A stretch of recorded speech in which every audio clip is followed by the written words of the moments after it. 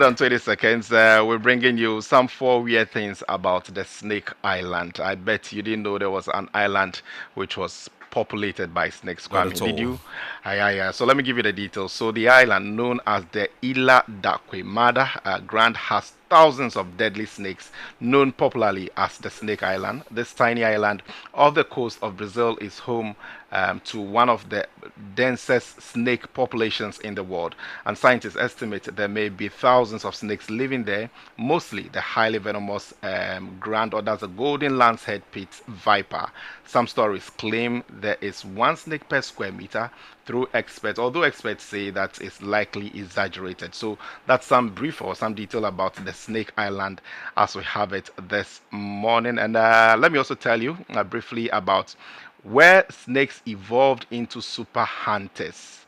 And because the island became isolated from mainland Brazil thousands of years ago, the snakes evolved differently since there are no large animals to hunt. The golden lanceheads feed mostly on migrating birds, and their venom became extremely powerful and fast acting, so birds cannot escape after being bitten. Scientists consider them one of the deadliest vipers on earth. So Kwame, those are some details about the snake island as we have it this morning.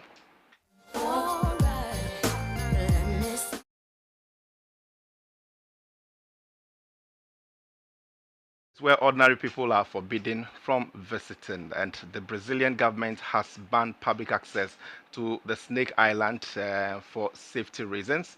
Only specially authorized scientists and members of the Brazilian Navy are allowed to visit. So the island's isolation and deadly wildlife have turned it into one of the world's most mysterious forbidden places. So of course, I mean, you're talking about Snake Island, and it's a place where humans are forbidden to visit because of obvious reasons. If you cherish your life, this is a place you wouldn't want to visit at all. Kwame, maybe let me just bring you this before I wrap up 120 seconds this morning on Class Morning Show. And there are creepy legends about the island we're talking about, Kwame. One of the island's most famous legends involves a lighthouse keeper and his family who supposedly died after snakes entered their home through the windows. Although some versions of the story may be exaggerated, the abandoned lighthouse on the island adds to the frightening reputation.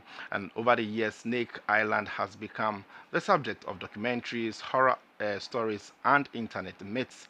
And so, strange, one thing which is strange but important about this island is that despite its terrifying reputation, the golden lancehead snakes are scientifically valuable, and researchers study their venom because it may help in developing medicines for blood pressure and heart related diseases. And nature often hides danger and discovery in the same places, isn't it, Kwame? To know that a snake venom can be used in managing blood pressure and what have you. How then do you go there to hunt these snakes? And I mean, scientists are able to take their venom and use them for all sorts of medicinal purposes. But Kwame, that's it for 120 seconds this morning on the Class Morning Show, where we take you around the world and bring you facts about happenings and events within other parts of the country. My name is Charles Akrofi, and of course, today I did it alone. My co-host isn't around, but definitely she'll be here tomorrow, Monday, and onwards. So it's a wrap on 120 seconds.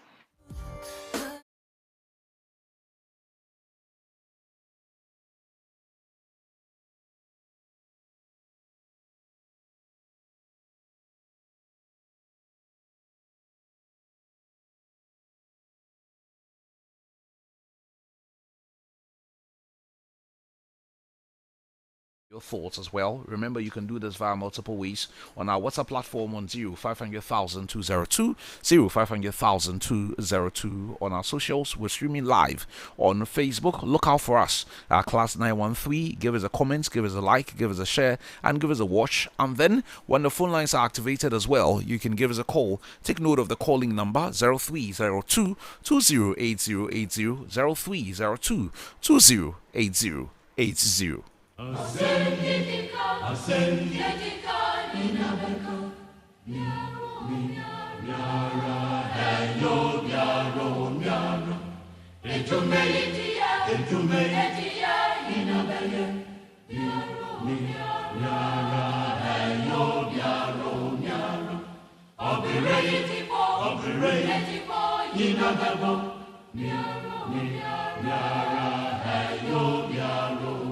This is a piece of my mind, which is a segment of the show where I share my thoughts on a subject and also give you an opportunity for you to share your thoughts as well. And you can do that very strongly by WhatsApp on the 0500,000 202. That is if you're listening to us for the very first time. Or you can find us on our socials. We're streaming live on Facebook. Look out for us, Class 913. And then when the phone lines are activated, you can always give us a call. Take note of the calling number 0302 208080 208080. This morning, I'm going to be focused on the packs. Yes, the styrofoam packs. Now, the Ghana Plastic Manufacturers Association, or GPMA, has raised concerns over government's planned ban on polystyrene foam products scheduled to take effect on January 1, 2027, calling for an extension of time and a comprehensive transition plan to address its economic impact. While the association says it supports efforts to promote environmental sustainability, it argues that the proposed timeline is too short and could result in severe financial and employment challenges for the industry. It is therefore proposing an extension of at least 18 months before full enforcement. Alternatively, GPMA is also calling for a financial bailout, requesting government to reimburse capital investments in plants and machinery, which is estimated at 1.493 billion. The EPA, led by Professor Nanama Brown Klucher, announced in May 2026 that Ghana is taking steps to ban the production and use of expanded polystyrene foam products as part of broader efforts to improve environmental sanitation, protect public health, reduce plastic waste, and promote sustainable development. The ban will cover food packaging containers, takeaway packs, disposable cups and plates, food trays used in restaurants and chop bars, as well as foam-based insulation, ceiling materials, mattresses, bedding products, and other EPS items used for human consumption or related purposes, and the story goes on and on. Even before I go on to share my thoughts, there is something that I want to read to you concerning the styrofoam takeaway packs, the one you call the everyday takeaway packs. Now listen to this and listen to this carefully. Now, styrofoam takeaway packs and thin plastics are heavily used in Ghana, but they pose severe, emphasis on severe, health and environmental risk. When these containers come into contact with heat, oil or acid, they leach toxic chemicals into the food, emphasis on leaching toxic chemicals into the food, increasing the long-term risk of infertility, cancer, and hormonal imbalances. Now, the key chemicals of concern, one is called styrene. Now, this is released from the styrofoam when exposed to heat. This chemical is a potential carcinogen that can damage the nervous system. Pay attention to all that I'm reading, please. And then we have the phthalates. It is used to make plastics flexible. These chemicals act as endocrine disruptors that can lower sperm count in men and increase estrogen levels in women. And then there is the BPA, or bisphenol A. It's commonly found in hard, clear plastics. BPA mimics hormones and has been linked to reproductive issues and developmental problems. And it goes on and on and on. Now, this morning, one of the reasons why I have chosen to focus on this is this. For those of you who may have lived through maybe the 70s, 80s, and possibly even the early 90s, before we had all of this rubbish and before we had all of these takeaway packs, you remember how we used to go and get food? When we were leaving home, we would go with a bowl to go and buy our cocoa, to go and buy our wache, to go and buy anything that we wanted to buy. Why? Because we're very concerned about the health implications of all the new things that were coming up at the time. At that time, some of these things did not even exist. It wasn't a thought. But in the last 20 plus years, as a result of what people call modernity and people calling fast-paced lives, if you like, relatively easier things have been developed. And most of these relatively easier things that have been developed is at the expense of our health. When I was reading that story somewhere last month concerning the consequences of consuming food from the takeaway packs, I was startled. Because if you turn up anywhere in Accra this morning, including not too far from where I am, there are a lot of people who are selling food and keeping them in takeaway packs. There are a lot of people who are selling cocoa and putting it in that rubber. The issue is not just the food, But a lot of these foods are served hot, and people want the food hot. When you buy the cocoa and you are putting it in that rubber, that transparent rubber, do you know what you're causing for yourself? When you buy the gobe, when you buy the wachi, when you buy the plain rice, when you buy the jollof, and you are putting it in takeaway pack, do you know the long-term consequences of what you're consuming into your body? For you to live a longer life, for you to stay very far away from the hospital, it starts from the food. Food is everything. It's absolutely everything. Now, if you're going to be eating so that you have good health, like we were taught in primary school, get some proteins, get some vitamins, get some mineral salts, get some carbs, and so on and so forth, and it's going to be accompanied by all of these worries, then you and I have a reason to think about this very, very carefully. Because the experts have told us that when these containers come into contact with heat, when you go and buy the cocoa in the morning, or whatever time you're choosing to buy it, you see how hot it is. And when you put it even in the rubber and you put it in your hand, you see how hot it is. Now, this is what is happening. Those chemicals in those rubbers are finding their way into your food. When you put it in a takeaway pack, it is finding their way into your food. Now, listen to this. This can at some point increase the chances of you, especially if you're a woman, having infertility problems, having cancer, and having hormonal imbalances. It can even go to the extent of damaging the nervous system. I understand that it's a business for people, and I understand that people have invested a lot of money to produce these things. But who says any amount of money is anywhere close to a human life? Who says so? That people in this space now want another 6 months. I thought at the time that the EPA boss made that announcement, it was going to start immediately. You have been given another 6 months and you want another 18 months because of the investment you have made. Yes, it makes a lot of sense that if you've invested into that particular area, maybe you need some support because you put in a lot of money there. It makes a lot of sense that a lot of people have been hired to work in that particular space, the factory hands and all of that. We get it. But is any amount of money more precious than human life? That when I consume the cocoa or when I consume any food that I buy in a rubber or the takeaway pack, all of these things are going to possibly happen to my body. And you are only interested in what you would get. You are only interested in your business. You are not interested in our lives. And that you want an extension. I find this very, very troubling. Very, very troubling. And it's not just about the consequences to our bodies. These days, when you walk around, you see all of these black plastic polythene bags all over the place. Because everything you go and buy, chances are that you'll be given this plastic, black rubber bag. And it's littering all over the place. A lot of people are dumping them in the gutters. And we know the consequences of all of these gutters getting choked, especially in this time when we have rain. And if an organization that controls the space says, we want to do with this in another 6 months, so prepare yourself. You say you need a lot more time. A lot more time to do what exactly? A lot more time for people to be buying food in these packs. A lot more time for people to be buying food in these rubbers and be affected by all of these sicknesses. I do not agree that you need even 1 day. Not 1 day. I do not even agree that you need 1 hour. Not to talk of 18 months. And I'm hearing in some quarters that you are even looking at beyond 18 months. You are looking at a period of up to 5 years. So in those 5 years, people should continue to contract all kinds of sicknesses. And you see, the sicknesses that have been mentioned here, they are not the sicknesses that you treat with paracetamol and chloroquine. If you have issues with infertility, especially in our part of the world, on the part of a woman, childbirth is still a very big thing. Wait till you are married and the children are not coming. And you hear scores from your in-laws and whoever. Cancer, the amount of money you are likely to spend and you're not even going to get your life, that's the most painful part. When you go to the oncology departments of many hospitals, speak to them and find out how families are contributing to pay for the treatment of members who belong to them. It's not a joke. As for the bit with hormonal imbalances, it's a whole lecture.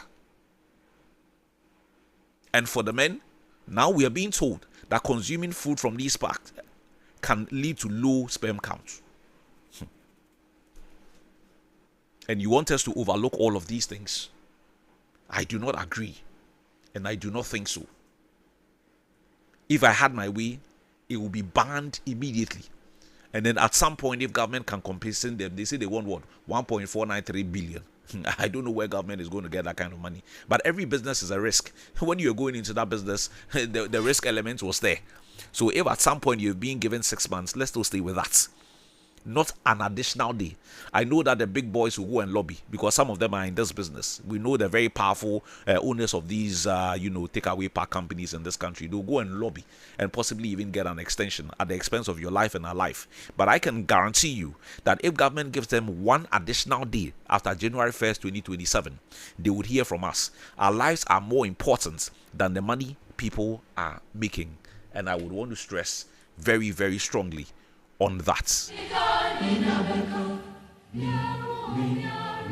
Well, I can't end a piece of my mind this morning. This morning, I'm being very big on roads for a reason. Because the complaints are becoming too many. It looks like major roads in Accra are not being attended to, or when they are even attended to, the pace of work is very slow. In the last 24 hours, I've seen a lot of pictures around the areas that I mentioned yesterday. The Amasaman stretch, all the way to Ashalaja, or all the way to Dobrugono. Now, it's also on the main road as well. Anywhere from Amasamai, Sapemai, Shipontili, Dobru, all the way to Insawam. The rate of work is slow. In fact, it is very slow. And the work that has been done by the contractor on that stretch, especially from Shipontili going, now that the rains are coming, it is messing the road up again. Now that the roads are coming, it is messing the roads up again. We have spent a lot of money there to put the road at an appreciable level. But with the rains coming, it is messing it up and it's causing a lot of trouble. For people who live on that stretch, they are spending hard-earned currency to go to the workshop almost all the time. Wages are not on a high level in this country. So when you have to spend a greater part of your wages on fixing your car because the nature of your roads are bad, it is troubling because we pay for these services. When we buy fuel, we pay for road levy. Sometimes I wonder what the funds have been used for all of these years. We pay for road levy and maintenance. When you buy a liter of fuel, there's a component there. What do we do with that money? We are always going to take money from our brochure to come and fix our roads. But look at the nature of that road for those of you who use it. Look at the wahala you have to go through almost every time. The health implications because of all the dust that you are inhaling. Same with the Dowinya road. People spend hours and hours and hours and hours. And nobody is concerned about the health implications of these things. And we just discuss them and just let it pass. We just discuss them and just let it pass. I don't get it. I just do not get it. Why we don't pay attention to some of these things. We appear to discuss them and then it will slide. We appear to discuss them and it will slide. And it's not helping any one of us. I listened to the minister saying that he was going to work and push and work and push. It is all grammar. It is about the work. It's not giving the contractors extension. Of course, not those particular roads, but most of the roads that he's been inspecting in recent times. Those who are not working, take the contracts away from them. I'm sure there are clauses in the contract that says that if they have been given a certain level of mobilization and they have not been able to work to a certain point by a certain time, no contractor is giving an open check when it comes to the duration of work. You are given a time. So if that contractor is not performing and we have to have a look at that contract again, let's do it. If the contract has to be taken away from that particular contractor, let's do it. Unfortunately, here, most of the contracts even go to party cronies. So how are you going to take it? Whether they are performing or not, most of them still get to keep their jobs anyway. My phone lines are activated. You can give me a call and share your thoughts very strongly with me. 0302208080 0302208080. Give me a call and share your thoughts with me. Hello, good morning. Good morning, Kwame. How are you doing? I'm doing well, Eben. Yourself? Oh, not bad at all. Eben, if you can speak up a bit for me, I would appreciate that. Not bad at all. Fantastic. Go ahead. Let me applaud the dancer coach for the human job. He did the job for Ghanaians. It was the change that brought the goal. So I'll urge him to continue doing a practical change that will give us victory. Our next match will be very, very crucial one. At least we need a draw. So, Carlos, I know we can marshal the forces for us to even, if not get a goal, Ghana, England, you give us a draw. Because whether rain or shine, Kwame, we have to what? Go to the next stage. of the competition. And you see, Kwame, I also equally had my voice to this reconstruction. Mr. Minister, please. You see, it seems the people are delaying. They need to do the thing fast because the health hazard and things and how people would cars are breaking here and there. Talk with the contractors. They need Class to 91.3 FM. Have a good morning, Kwame.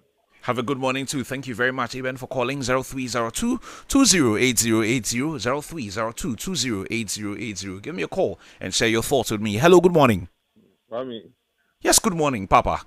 How are you? I'm doing well. Or yourself? Not bad, Charlie. At least, not at least. This is a wonderful win for us. Yesterday's win. You that you love sport, you didn't talk about it, Kwame. We would. No, you should have even added that to your itinerary this morning. Pa. We would. It's parts. You love sports, pa. See, the roads very, very important, to be frank. And then, you know what the excuse that they are giving, the contractors? They say, yes, mobilization fee has been given. I get to my point. But they should take note that they were owing those banks. I get to my point. So when they pay their mobilization fee via their banks, because they are owing them, they take the money. So based on that, they aren't able to access the money to, mobilize themselves to go to the site. I get to my point. In that vein, it is delaying. So government should take note of that. That is if they are telling us the truth. I get to my point. As for my report, my dear, to be frank with you, I don't know what to tell that particular contractor, whoever he is. I know they said anyway, I don't want to even go there. Yeah, I know you don't want to go there. 0302208080. Give me a call and share those strong thoughts with me. Hello, good morning. Good morning, Kwame. Yes, good morning, Babs. Go ahead. Kwame, with the rubber issue, me, like you said, I just want the government to ban it right now. They should ban it. Because, see, this particular rubber, they are small black rubbers. It brings mosquitoes. We have to ban it completely. There is nowhere in these West African countries that they use this kind of black rubber bags. And Kwame, you know something? Look, Ghana, if we want to move forward in this World Cup, Jordan Ayew, they should sit him down, talk to him. Is that how his brother plays? Why do you want to dribble everybody? Why he doesn't want to pass if he's holding the ball as if he wants to dribble everybody? Pass the ball. I don't know what's wrong with the boy. Okay, the coaches are talking. 0302208080. Hello, good morning. Hello, good morning. Yes, good morning. Your name and where you're calling from? Yeah, my name is Seth. I'm calling from Ajekojo. Seth, go ahead. Yeah, Mr. Kwame, I always say that this man here is just about mathematics calculation. This. You see, the minister was talking about the road and then he started mentioning. I'm seeing some missing link in the district urban road engineers at every district level. Their link to those roads past their areas, they are not majorly appreciated. Why am I saying this thing? If you go to the regional road engineer, you are asking something concerning about the road. He doesn't know something to say about it. And it makes we citizens, we don't know what to do. If you want to go there, you won't go to contractor and ask him something. At least if the engineer can tell you something, you can know how you can help and then you know what is the problem is going on. They doesn't know anything. Road minister have to do something with every district coordinating team to supervise the road on the other side. Thank you. Thank you too. 0302208080. Give me a call and share those very strong thoughts with me. Hello, good morning. Good morning, Kwame. How are you doing? I'm doing well. Yourself? Yeah, I'm doing good because yesterday we won. And then I want to say that the takeaway packs need to be banned. Honestly, it has to be banned because it's actually causing harm to a lot of Ghanaians.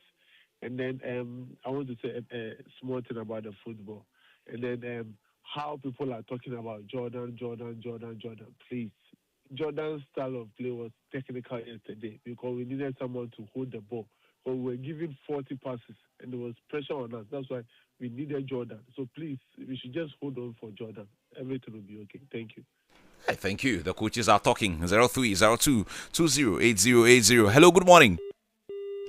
Well, we lost the caller, but you can also try 0302 208080. 0302 208080. We'll take a few more calls and then we'll start the conversations in the studio. Hello, good morning.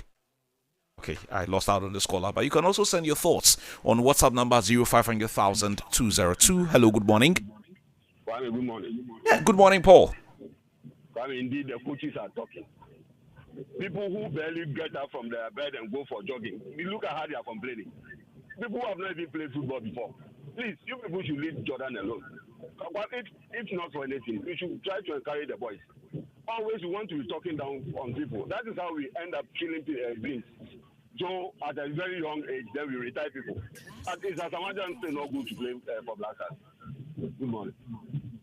Paul Vex. 0302208080. Paul, allow the coaches. Hello, good morning. Good morning, Brother Kwame. This is Osman. Osman, go ahead. Brother Kwame, this polythene rubber thing, you have to ban it immediately, not 6 months. What's 6 months? See, the last time you raised the issue on this platform, then I talked to myself and I said I will never buy food, whether in pack or in rubber. And anytime I went to a food joint, especially this fufu selling joint, and I see somebody who is buying in rubber, and then they are pouring the hot soup inside that white rubber, that alonka rubber. Sometimes I cringe.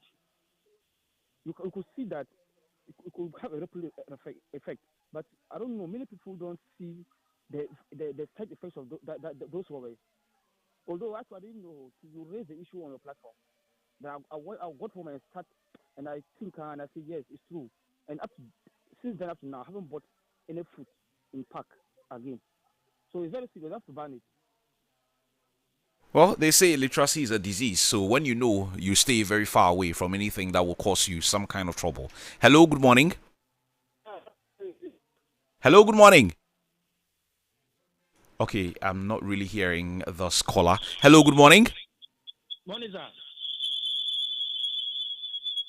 Please reduce the volume of your radio set, I beg you. I just did that.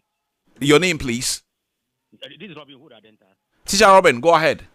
Yeah, I first of all want to beg you to read my peace of mind about Jordan, a comment on Jordan this morning. But I would like to say something. Who is watching the watchman?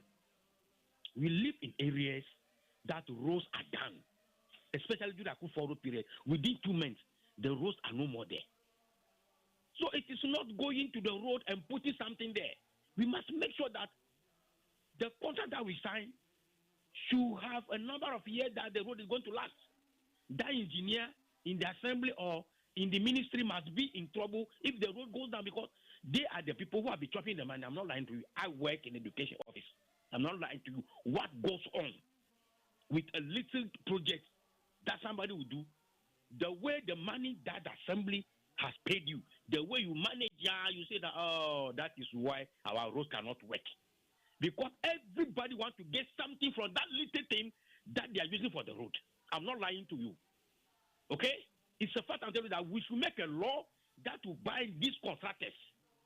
I come to my area and see that the road that was, that is, everything is gone. Now, if you are going Casa, not keeping because potholes within Akufo time, our inlay roads. So the same thing that they are doing. Because they know that next year they're not going to be in power. How are we going to check that? That is my problem. Call the engineers and let's know if there's going to be a law. Let's make the law. Good morning. Good morning. Teacher Robin, I feel for you and your community. Hello, good morning. Morning, bro. Yeah, good morning. Your name and where you're calling from? Mike from Kotobare. Mike, these days, I don't know why your line is this bad. The area, network problem, bro. Okay, you go ahead. We would manage. I mean, you see, it's not that he hates Jordan. Jordan can start from the thing. You see, the harm shouldn't, we shouldn't let something happen before we say, no, yeah, we have time to solve it. No. Jordan is good. If you look at his age, me, I love this guy when he started with his dad at Itagon, Opongolo, in IRS Park at the back of the eye. He was from his infancy. I know me and I have some love for him. But you know, we shouldn't be like because he's our star boy, so always he should be there. No, this is a serious issue. Let us put John at the bench, and then you see the job will be done easily. Good morning. Good morning. I'll take a final caller and then wrap up this segment 0302 208080 and I can get to read as many of your messages that have come in this morning as well. And I'm sure some of you are also looking forward to the conversations we're going to be having post match. Hello, good morning. Yeah, good morning, Kwame. Yes, good morning. Your name and where you're calling from? I'm Benjamin calling from Kutinze. Ben, go ahead.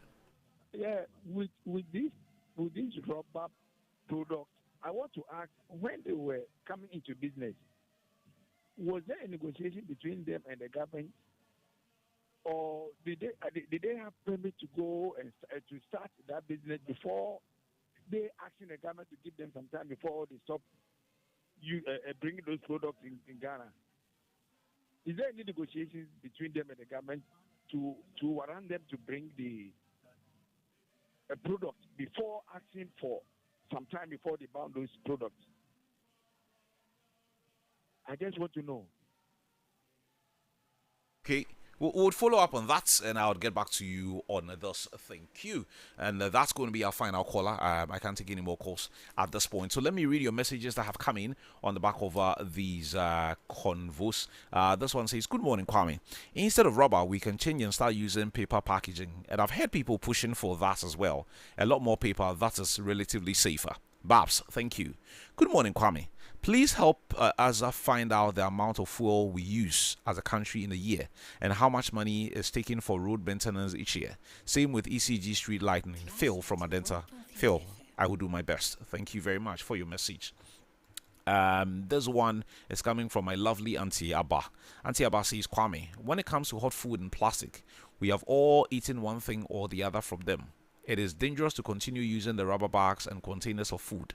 They must be banned from this country. Plantain leaves, wache leaves are medicinal and healthy. Getting cancer makes the patient suffer physically and financially. That is if the disease is discovered in time and death is delayed. But what about the pain the patient goes through? Okay, microwave containers have been pushed away in my home. As for me, I want to see my great grandchildren have a good day. Yeah, that's another one. Microwave, that's another one, and I've been reading a lot about it in recent times. But let me quickly go over to the phone lines and get to speak to Coach Dwomoh-agyemang as we start the conversations on the senior national team, the Black Stars, on the back of their performance this morning. Coach, good morning. Morning, Kwame. Great result for Ghana for starters, I guess. Yeah, fantastic. What a relief, fantastic.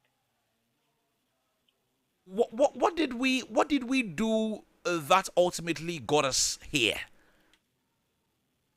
That got us the result? Of course. Well, he made changes. I mean, he took off tired legs and he brought on fresh legs. And I mean, look, the Panama team had dominated the game. We all saw that. We all saw it. They dominated the game. And they play good football, to be honest with you. They're a well-drilled side and everything. And we were basically chasing the game. But he made some substitutions, and they were good substitutions, and they had the appropriate impact. I mean, at the time when the goal was scored, I thought, it's going to be 0-0. But, thankfully, we got that goal. But you see, I see that, I mean, look, this was the first game that this coach has taken, by the way, because when we played Wales, he wasn't there. This was his first game. This was an experiment because we hadn't had any friendlies. We only had the Wales friendly and we didn't have anything else. And he wasn't there. So he was experimenting, and we started the game very, very cautiously. And the game was brought to us, and we defended well. I think Atizigi was excellent in goal. I mean, he loves diving, so he's saving the balls here, there, and everywhere, and I think that was great. If he hadn't been taken off, he would probably have been the man of the match. But I think the injection of younger players who are hungry for success aided us at the end of the day to get that 1-0 victory. And it's very important. I mean, I think even with that 1-0 victory, we're going through to the next round. So I think that's what happened. The substitutions were good, and they impacted positively on the game, and that's why we won it. Nana, was it all about the subs? Yeah, of course. Because if we hadn't made the changes, we wouldn't have won that game. There's no way we would have won that game. Look at the way we were playing. Look, I mean, performance-wise, I mean, Kwame, no disrespect to anybody, it was very poor. It's poor. And that's the concern of many, because just like in a game against Wales, where we took the lead and conceded a late equalizer, the Welsh could have scored 3, 4, 5 in the first 45 minutes. There are some who have concerns about the fact that if Panama was a very, very good side in the first half when we're, under the couch, it could have been 2, 3, 4 again. Yeah, that's true. That's why I say Atizigi did very, very well. It could have been. It could have been. But thankfully it wasn't. And sometimes you play bad and you get the result. But I think this is something that's consistent with us. We play bad. And normally we don't get the result because this is the first win in about 8 games. So there's a lot of changes that's got to be made. A lot of changes. And now as well, we've won. You don't change a winning team. So I don't want to hear stuff like, oh, this guy is coming to play or that. No, we don't need that. If it's not broken, you don't need to fix it. So but you can tweak it a bit, or? Sorry? You can tweak it a bit. You can tweak it a bit by those players who come on being starters and those who came off being on the bench. That's how you can tweak it. And that's what should happen. Because those players that started, oh, come on, my God. It was terrible, Kwame. It was terrible. It was terrible. Look, in the first half, we hadn't had one shot on goal. Not even one off target. Nothing. Nothing at all. Are you concerned that if we come up against a much more better side or a much more experienced side, at some point we are likely to cave in? Yeah, of course. Of course we will. I watched the England game before I watched the Ghana game. Look, no matter what we think about England, they're much better than we are. They brought their subs on as well to just round off the game. They're much better than we are. There's no two ways about it. Let's face reality. I don't think we're going to beat England. I think the best will be a draw. I'm going to be honest with you. Even Croatia, the best will be a draw. I don't think we can beat any of those two teams. I don't think so at all.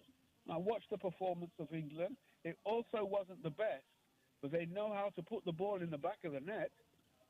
That one there, they know. And I thought they could have lost it to Croatia, but they held themselves very strong. Very, very strong. And ended up winning the game 4-2. That's a huge boost to them. When they come to meet us, do you think they're playing for a draw? They want to top their group. That's what they want to do. They want to top their group. So they won't be toying about with us. I think, in fact, are you still there, Kwame? I'm here. I'm listening. Yeah, because I'm also getting another call from Class FM, it says. Anyway, they will want to top their group, and they're next. They've seen how we play. The best thing that could come from them seeing how we play, it could make them feel overconfident and make them feel that, oh, this is an easy game. And on that basis, something different could happen. Because observing our game, they will say there's no opposition. We know the English. Now we know the Sorry? English and we know how they play. You We coaches know say what that English. you set your team out in a way based on what your opponent is bringing to the table. Surely we are not going to be approaching the English like we did in the game against Panama. Or Well, as I said to you, if that's truly the case, then those players who came off, who will be substitutes,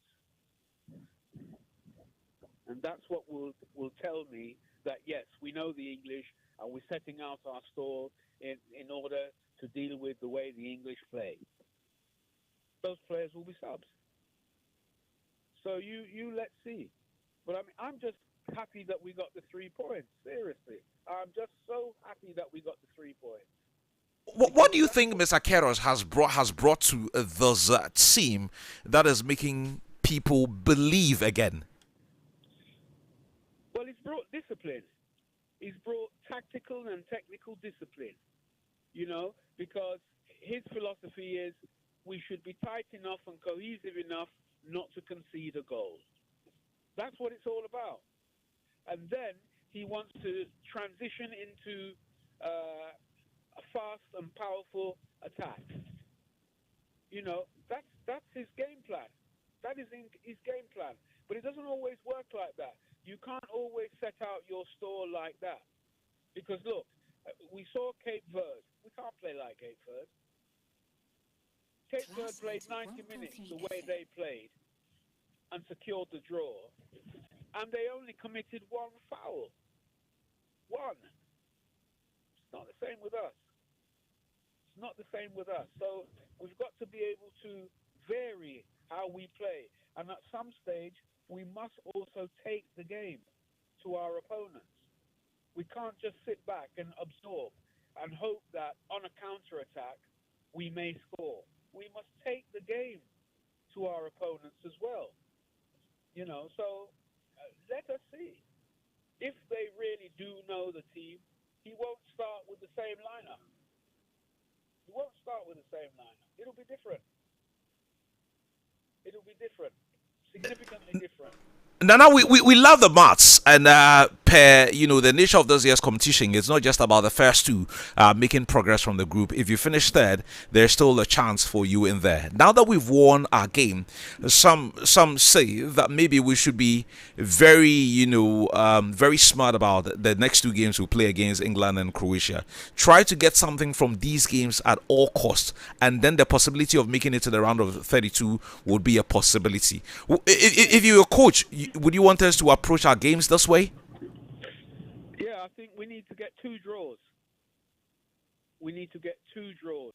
We can't open the game with England, and we can't open the game with Croatia. We will concede. As well as we may score, but we will concede, definitely. What we need now is 2 draws, and bang, we're into the next round. That's what I think. Even one draw can take us into the next round. Even one draw. And the best possibility of securing a draw is against Croatia, I believe. You're not expecting us to get anything from the England game? Well, I would like us to draw the game, but no, I'm not expecting that. I'm a realist. Did you have a look at their bench? I did. Oh my God. I mean, when I saw the lineup for the England and they started playing, I said to myself, but that's the England B team. It's a B team. So, look, I mean, let's go for a draw with England, and try to beat Croatia. I wouldn't advise us opening up with this England team. I wouldn't advise it. And it's the other African players that play for the England team that's my worry. Not the European ones. It's the other African ones that my worry. The Sakas and the like, and Gay and Maduka and all these players. They're the ones I'm worried about. Not the English ones. They're no good. Only Harry Kane, Bellingham, and a couple more. So I think that we can be cautious. We can set up our defense very well and aim to keep them out. But at the same time, there must be space where we try and attack them and try and get something from them. But we can't open up. cannot open up. They'll chew us. They will chew us alive. Can't open up. But with Croatia, it might be a little bit different. Might be a little bit different. So that's what I think. But, the main thing is, look, certain players there, they need to be on the bench. Shouldn't start them. Like who? They should be on the bench. Like who? Well, Kamaldeen should be on the bench. Jordan Ayew should be on the bench. That's first two for starters. They should be benched. They can come on when we're leading and there's 2 minutes to go. Safety first. It's the points we want. It's not individual glory or individual history. It's the points we want.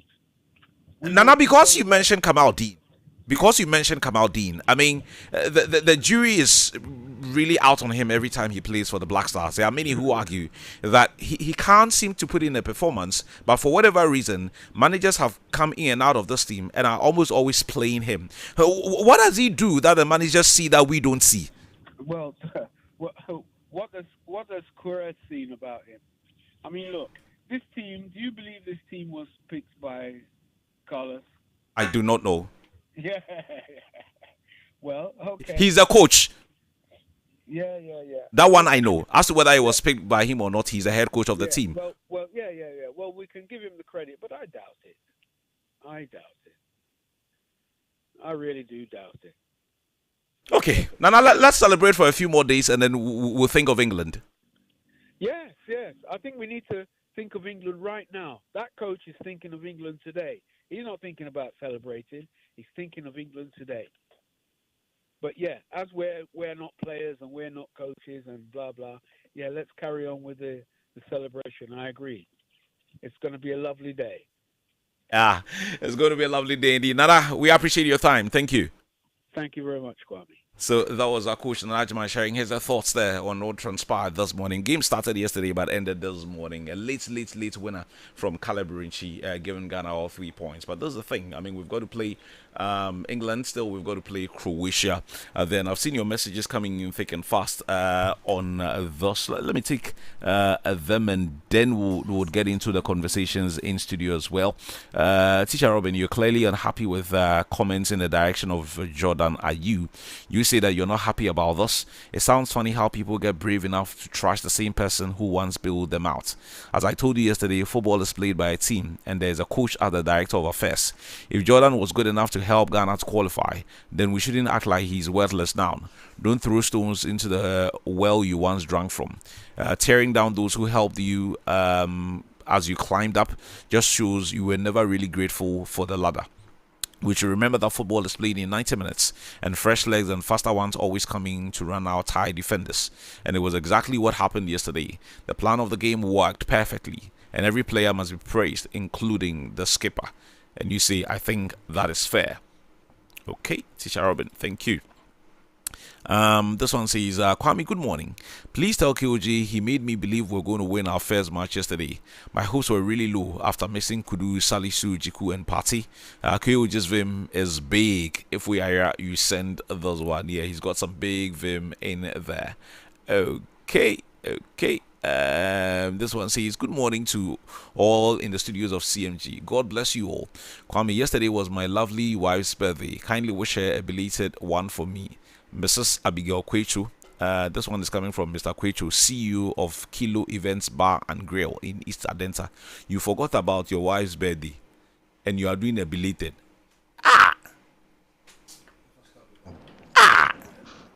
Mr. Kwechu, I don't know you, but me do when you forgot about your wife's birthday and you now want us to do a belated. Ask him of his wife's telephone phone number. We will find it, yes. Mr. Kwechu. We will find it. Today you have shamed all the men. You have shamed all of us. Belated says, your wife. Maybe it was your side chick, Granny Afandisa. Your wife, they cannot be belated, though. Don't do that. Don't do that. Anyway, keep your messages coming on WhatsApp number 0500,202. This morning we're going to be tying in, a bit of sports and a bit of politics here and there. Once we started a conversation with the Black Stars, let's get on with that. We'll be raising some of our resource persons on the line as well. Rich, you saw the game? Yes. That's why I was late to office today. I saw it. Coach, speak. Kwame. So some of us were proven right. I was telling you the difference. What will have made a difference for us is the try matches. Constantly, I was saying this, and indeed, if you had played even 2 more matches before the commencement of the Mondial, I want to believe Ghana will have been the unsung team that are. What did we do right? Because for many parts, especially the first 45 minutes, just like we saw in the friendly against Wales, if we came up against, with the greatest of respect to Panama, a far better side, it could have been terrible. In the first half, we seemed not to be going anywhere. You are still not too sure about your team because these are the players we have. We don't have some from anywhere. No. I'm saying the coach, Karish. Is that correct? Yes. He's still not too sure about his team. So you adopt a very decent gamble. Look. Which is what? What is? Yes. Because if it was a defensive setup, there were a lot of holes in our team in the first 45 minutes. Because that is why the keeper is also part of the team. And many great teams, the contributions of the goalkeepers. So yes, we were exposed defensively, but there was the last defender who made a difference. So, you wouldn't always have the last defender bailing you. These are just conjectures. But as per what we saw yesterday, he's still part of that defensive unit. But he can't bail you all the time. And I'm saying, based on what you saw yesterday, it's a key cog in the team. Yes, we may not be happy, but that is the fact. When Liverpool won the European champions, whatever, it was Alisson Becker. Arsenal won the league, it was Raya, part of the team. Look, Arsenal should lose, Raya comes to the rescue. It happens. So, but for me, this should serve as a lesson to us. Without try matches, you can't have a good team. Especially when the coach is new. Exactly, Kwame. Yes, Otto played some 3 or 4 matches. He lost all. It didn't really matter at all. And so if Corres was in charge for all those 4 matches till now, he would have still used his own players to assess them. And England, even 2 days to the time, they played their last try match with a Miami select side. That is why I don't buy this idea of Honduras said it was the last minute. Jamaica said it was untenable. You could still have gone ahead to organize it because somebody did it. Yesterday's match was a try match for us, and trust me, the boys will shock people in the England match. Hey.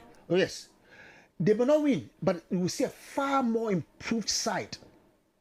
Because now, are you not conceding already? Oh, but England is winning the World Cup. Oh, and I'll tell you why. You have sports the conversation. I'll tell you why. I'll tell you why. These people. Oh, yeah. Nana says something. If the black boys go for your money. Go for your England. Go for your money. Go for your money. And England. You come to it when go for your money. Go for your money. So they'll perform far better.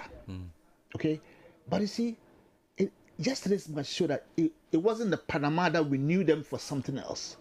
It's the Panama that had planned, Panama that had played through the qualifying series, Panama that had played trial matches. It didn't matter whether Brazil beat them 7-2. They got experience from that. And Kwame, you saw it yesterday. Teams that were really prepared for the tournament, like Cape Verde and the rest, you saw what it did. Ghana, sometimes Ghana and Yamikasa. Because we shouldn't have won yesterday's match. We shouldn't. Especially, like you said, based on our performance in the first half. But hey, sometimes these things happen. But those who really prepared, Panama, I don't think Panama is going to be pushed over by the two other teams. Certainly not. What a coach needs to build is a little confidence. And you saw it. They played as a unit, not as individual players. It's a result of very diligent and purposeful planning. And that's what is earning them this result. They lost under some very harrowing experience. But hey, that is it. But kudos to them. They put up a good show. They played as a team. Not Panama, but a team. A national team. Trust me, I don't know the ages of the players, but if they're able to keep them, they'll go places. Mind you, like I said, they qualified. And they also did things deliberately. Played try matches. I remember they played about 6 try matches or so. I can't see a team that goes to a World Cup and say, you change the coach and your only match is against Wales. How? And we all saw it. Yesterday was supposed to be a try match. But maybe we killed two elephants with one stone. God is with us. Yeah. God is a Ghanaian. And that's why we won. You can make God bowl.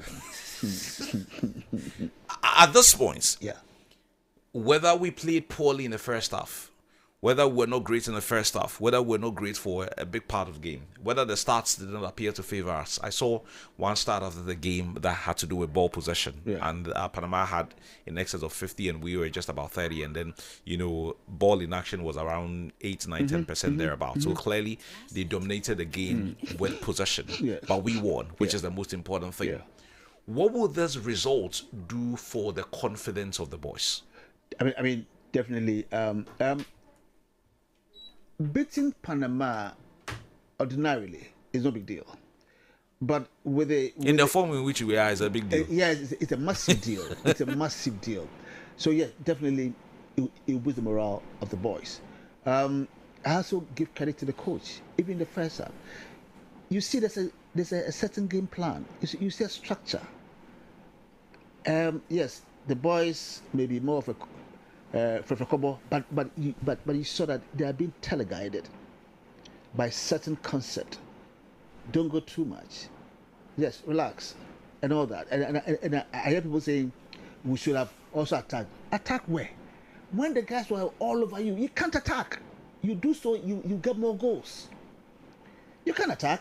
They're not allowing you to even look. The moment we get ball, the moment any of our players get ball, there are 3 on them. It shows you a team that is in form, a team that can play more than 120 minutes. So Jordan gets the ball, and then within seconds, he's out. Semenya gets it, he's out.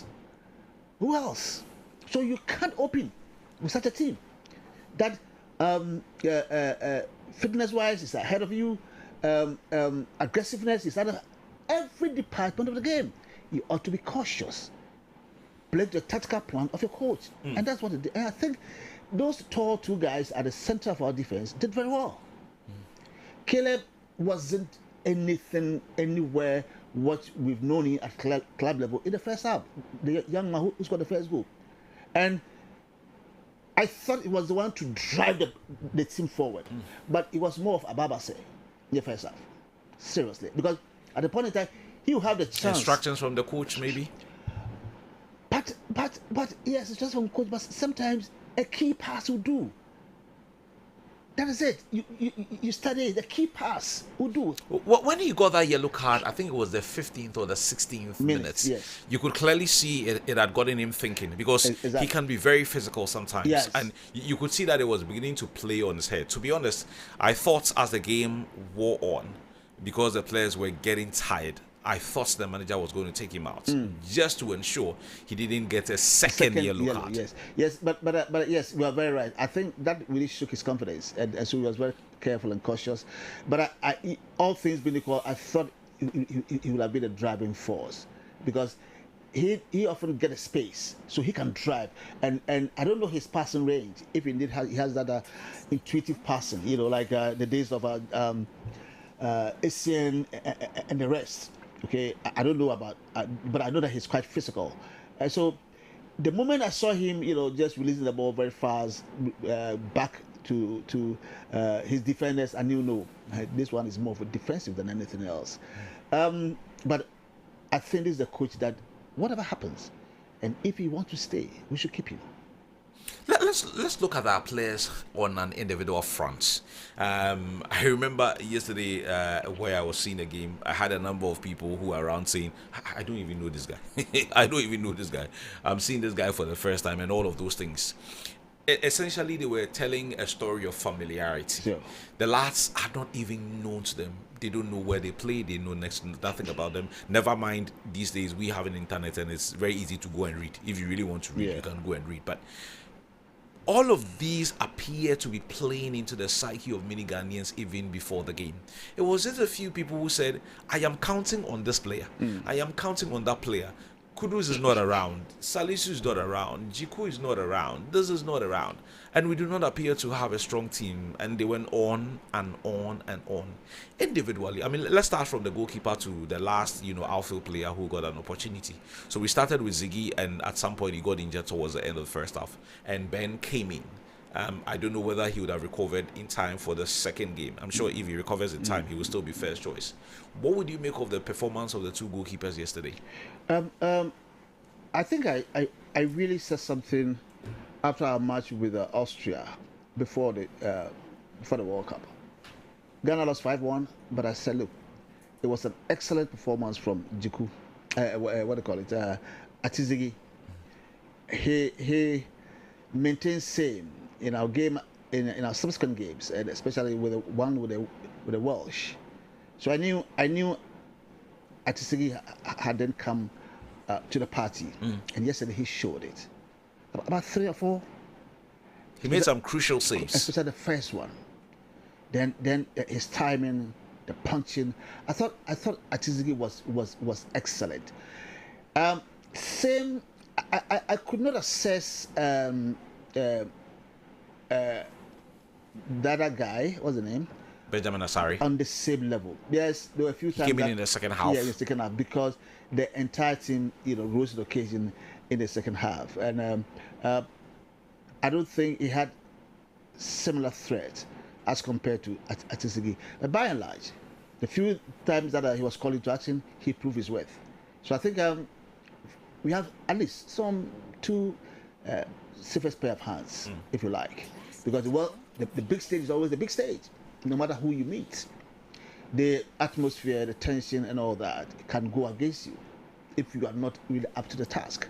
So I thought those two chaps are good for us for now. For now. Senaya, he plays for. Is it? He plays Auxerre? in France. Yeah. Auxerre. He was very good in our match against Wales. But this is the World Cup, and more especially when you had that marauding effect from the Panamanians. You cannot be at your best if the charges are all on you. But because he couldn't even move forward as he did in his previous trial match. I think if the entire team, the confidence down is up, as the tournament progress, we are going to see his real value. I think he's a good player, but on this occasion, he looks rugged and maybe not your very modern number 2. Yeah, not the kind of prototype modern number 2 or fullback. The line. He loves to search for it, but when he searches for it, not too sure about the last. About the delivery or the final outputs. Exactly. So the final his crosses are not the greatest. Yes. His tackles probably not the greatest as well. I don't know what he offers beyond the fact that he can play in that position. I think this match. You see, I wouldn't like to use this particular match to assess the team, because look, all the odds were against us. Just that we were able to come through unscathed. But like you said, if he can give me defensive solidity, I'm all for it for now. Don't concede. If I don't score you, I'm all for it for now. Now, as to whether we need him to play that kind of a prototype, a modern fullback, I'm not too sure. So who is playing in front of him to assist him in that direction? Yesterday was Newman. Yes. Yes, but Newman also had a hectic time. He's good, but you realize that the guys knew about him. So anytime he gets the ball, 2 or 3 are on him. So we couldn't see the Newman that we've known from his days as Leon. He's still there. He's still there. Okay. Yeah. But he got a serious injury. Then he came back. And there are some who also argue that appears to have kind of like slowed him down a bit. I mean, when you get an ACL injury, it takes you away from the game for months. Yes. 7, 8, 9 months, and by the time you return, it always has a way of playing on your mind. What if I get injured again? What if I am on the wrong side of a bad tackle or something like that? So they are very careful. Exactly. I wasn't even expecting him to start yesterday. I still thought that Fatah Isaac was going to start, and then he would come in to replace him. You know, Fatah has a similar thing. He also had an ACL. Yeah, so for a while. Anyway, so then you are not playing. If you play Diama there, then you are playing the Liverpool type, okay? That Salah cuts in, like Nyama cuts in. But the beauty about the Liverpool thing, there was always trends who will go like Semenya now, who will still go and then go and give the cross. But we don't have that. There were a few times I saw they wanted to do that. Yeah. But then again, all of these things will work based on your opponent. If your opponent maps out a strategy to contain you, you can't beat them to these things. If you can wiggle your way through tight spaces and possibly find a run of your player, or possibly put in a square pass to a player and then find your way through the channels, then maybe it's a safer bet. But Kwame, like I still will go back to my earlier thing. If you had played 1 or 2 trial matches, maybe the coach would have corrected all this. But hey, by and large, we don't need to cry over spilled milk. Yes. So true. That's what matters. Yeah. So Senaya in there in right fullback position. Our central defense yesterday we had Jonas Azete starting, and then we also had I think Opoku, the tall guy, also starting for us. It's obviously not our first choice centre back pairing. Sadly, we lost our both Salisu and Jiku. You know, that pairing reminds me of Frimpong Mansour and Ama Senegal. It's not about the finesse. It is not about Guardiola's philosophy of a ball-playing defender. Clear your lines. Boom. And I just did that a number of times. Yes. Yeah. Charlie, well, now I can say,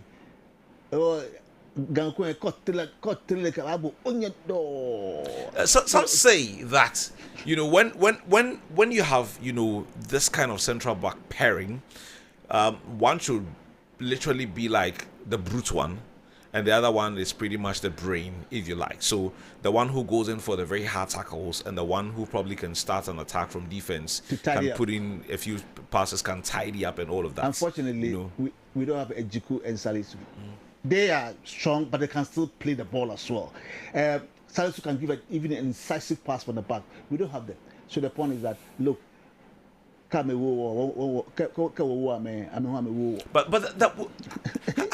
how can it work in the long term? Okay, so you put in a strategy to ensure that you don't concede, but if you're also not scoring, then it's only a balancing act. But who replaces them? You are tied up. Who are the other 2 centre-back pairings? There were some guys who were discovered in Germany. Also a very tall guy, 6'4" or so, but he's not in the team now. I think he played in one of Otuado's matches. I've forgotten his name. Lucasen. No, okay. Lucasen said that these are guys, German boys, but they later on, one went to the second division, the German second division. The other one went to, I think, Greece or so. And during Otto's time, Otto recalled one of them, very tall guy. I've forgotten the name. But there's Lucasen there.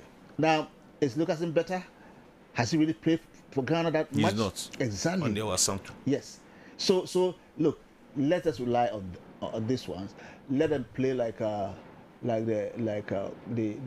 Konsa of Aston Villa. yes. Now it's part of the plays team. for England as well. So, let's play our lines. But the difference is that they still have a Jude Bellingham. They still have a very fine players who could stand in for the shortcomings of these defenders. But hey, I'm saying if Patrick Petri it be Shabako, let's say if you're able to defend well, that is what we have, and that's our stark reality. We need to face it. What about the middle of the park? I think it's fair to say that we didn't have a creative player in there. Yes, we had workaholics, we had grafters who were protecting the back four, but creating something like the old-fashioned number 8 or the old-fashioned number 10. Yeah, it was zero. Yes. So what happens is that in circumstances, you create a team with efficiency. Everybody's covering for somebody else. If you don't have that creative midfielder, cast in the mold of our who, De Bruyne, or too much of a, somebody with that incisive pass, somebody who could read the game and say, look, let's change the direction. Oftentimes, what stands in good stead for those teams is that now you build a team, a well cohesive unit that relies on competence and efficiency. So everybody covers for somebody. For me, the only creative player in yesterday's match, as far as the first half was concerned, in our case, was Myanmar. Do you deploy him to play right in front of the two pivots, or you still would need him at the right side of attack?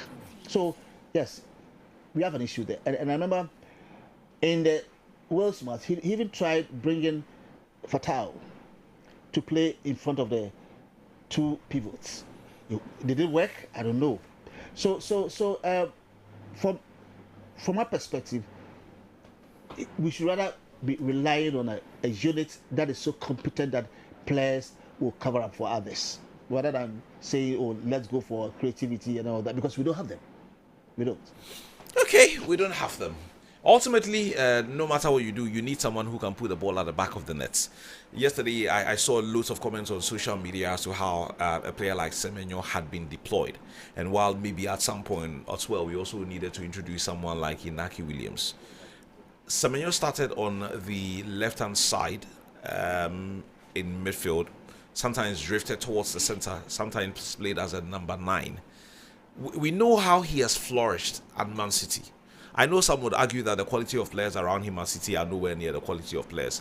But at some point as a manager, when you've seen that it works very well for a player in a particular position, it's only fair that you play that player in that position, or? I totally disagree with those who are saying Semenyo was not getting the needed services. No, he wasn't. We are not playing a lone striker. So he was supposed to be striking from the wings. And we put him there. He even came back, collected balls. What did he do? And that's what strikes a lot of people, because in the lineup that was released, Kamaldeen Sulemana was playing behind Jordan. Yeah.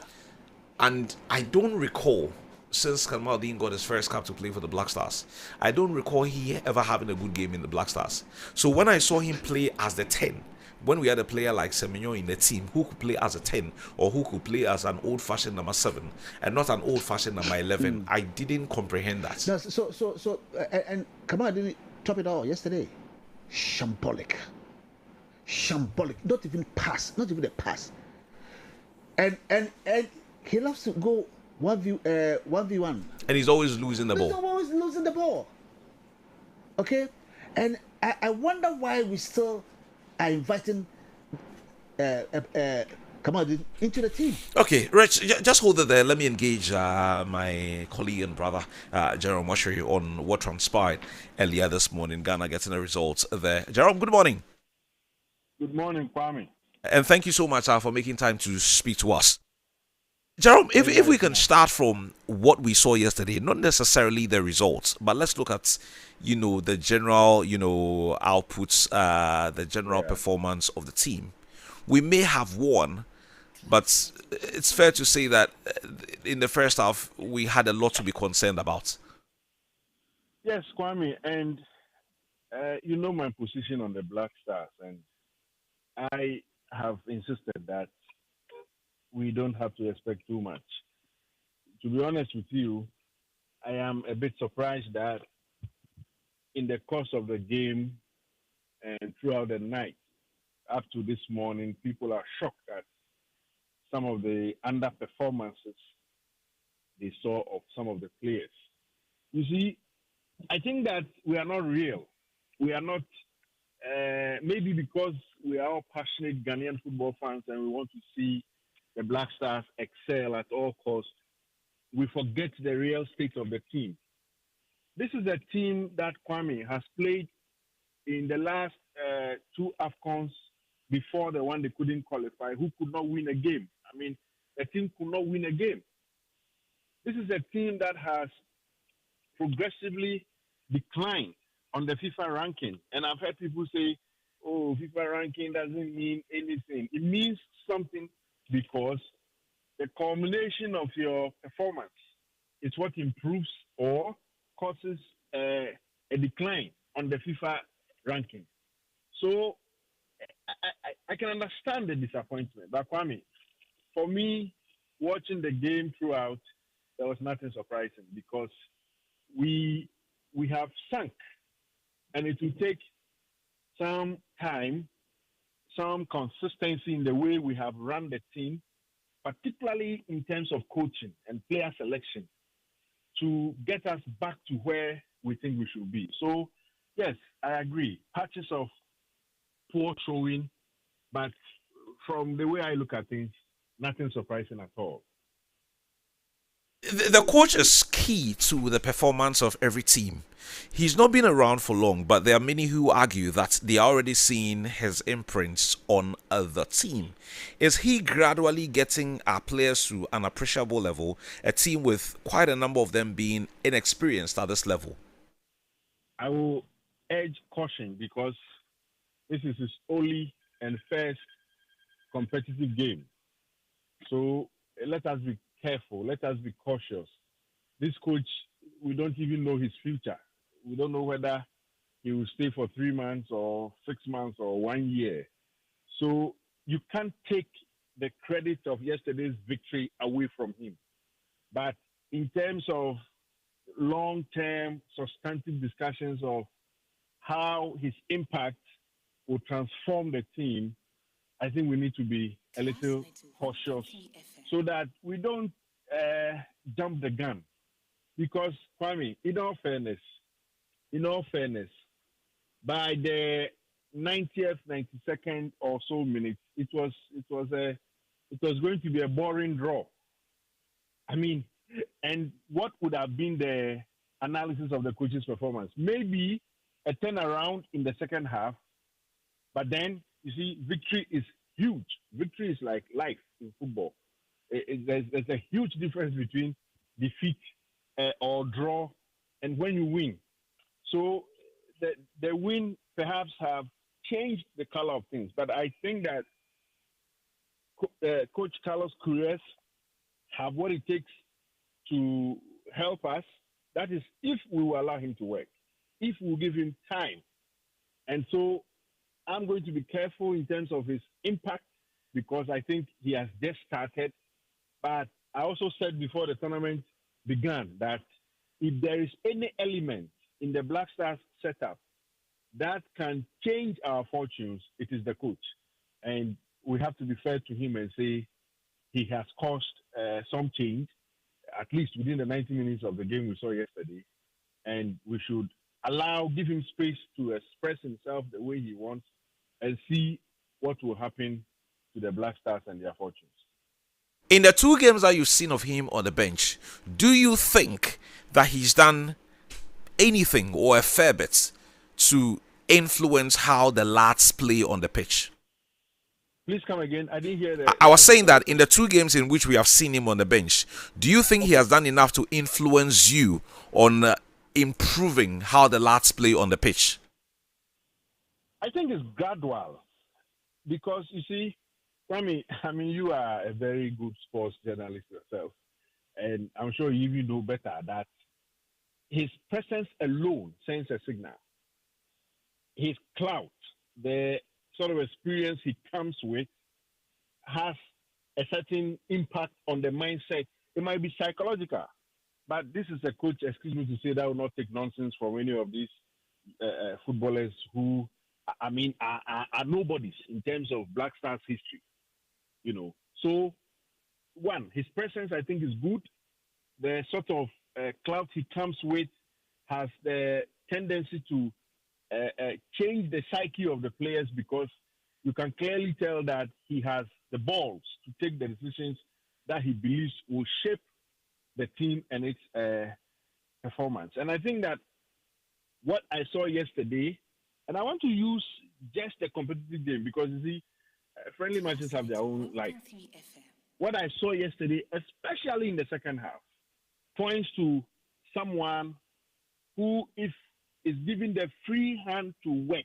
Look, that is the operative word or phrase: free hand to work, with no interference from any quarters, as we have seen in the past.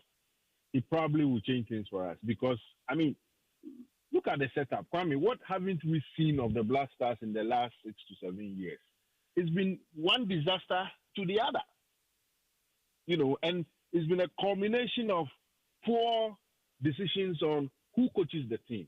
So if finally we have arrived at a seemingly good coach who can manage what is an average team, we should allow him and see what transformation he will bring to the team. The potential is there, but I think the potential of him making the impact that we expect could be undone by the negative influences we have seen of the FA, which, in my opinion, have cost us. And you see, we have won, but we need to be very clear in mind what we want of the team. The team has underperformed not because we have so many bad players who cannot play. The team has consistently underperformed under this administration because of poor decisions at the management level, like Otoado. Look, somebody said that Otoado should have been sacked 3 months earlier. But you see, Otoado was going to be a failure from day one, because on the basis of, the criteria upon which he was appointed was even wrong. The very expectations the FA set out that the next coach should meet, Otoado did not meet it. So we have wasted so much time with some of these poor decisions at the management level. And here we find ourselves trying to get things done quickly with the hope that we get the results. Football doesn't work like that. And we need to make the FA and the people managing the team understand that the results will come, but we need to be patient and consistent and do the right things. And that's why I believe that if the coach who has demonstrated some level of expertise in turning our fortunes around, if he's given the free hand to work and take decisions, maybe things will change. I don't expect so much. I'm very cautious in my expectations, because it is very early in his tenure, and I would love to see how things turn around as he progresses. I don't know what is going to happen in our next game, but everybody knows that if you want to be the best, you must first beat the best. So we know who we are playing in our next game. Is the Three Lions of England. Incidentally, we saw them. We know the quality. We've been seeing the teams play. There are some who are saying, even before we play them, that if we're going to be looking at this game on the basis of preparations and quality, then we don't stand a chance. But there are some who also argue that we have a manager who, with his knowledge of the English and the English game, may be able to fashion out a strategy or a tactic that will be able to deal with the threat from England. Do you see that? I think that analysis is fair. We have a manager whose expertise or experience in the game should give him a firm understanding of the Herculean task ahead of the Black Stars in the next game. Yesterday, following the English game with the Croats, I was asking myself whether we can recover like the way the Croatians attempted to do. And given the way the English appear to have some sharp finishers and sharp top, marksmen, I was asking myself, how would we fare in the hands of such an opposition, I wouldn't want to write the Black Stars off, but what I would say is that the coach has a big assignment. I would love to see how things pan out.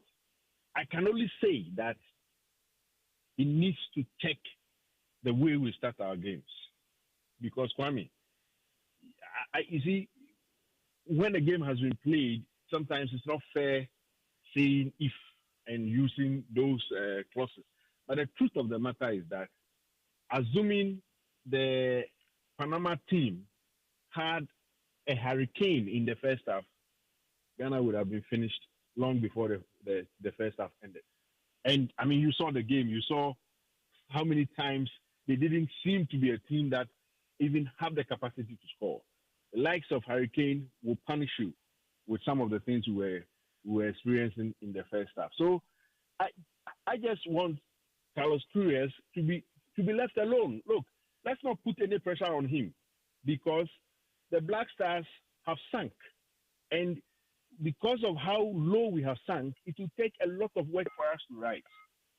I would think that he should go into the next game with all Arsenal, in front of him, and make sure that he doesn't put any pressure on himself in terms of winning. Of course, the ultimate must be to win, but this is England, and we have seen how they have performed. We have seen how the Black Stars have also performed. Let us go in believing that we can do it. But if it doesn't work, Kwame, we should just accept the fact that we are low. We are very low. That is something I keep drumming home for some of our friends to understand that we have sunk. The Black Stars have sunk. We didn't qualify for the last AFCON. Kwame, when was the last time Ghana played any top African team and beat them? I don't remember. Maybe in the last 10 years, you struggle to get it. It's been a while. Maybe Mali. Yes. And Mali is not top, Maybe to be not. fair. And Mali is not top. So the reality of our situation is that we are quite below the standard. And it will take a lot of effort. That's why I have confidence in the coach, not so much in the system that is running our football, but in the person they have brought for at least getting this one right. Give him the space to work, and let's see how he can change our fortunes. If not, look, it will take a long time for us to come back. And Kwame, yesterday I was watching the game with my wife. My wife said, is Panama a football country? And I asked her, is Ghana a football country? And she laughed, because even, excuse me to say, with all due respect to our women and our wives, most of them or some of them don't even follow the game as we do.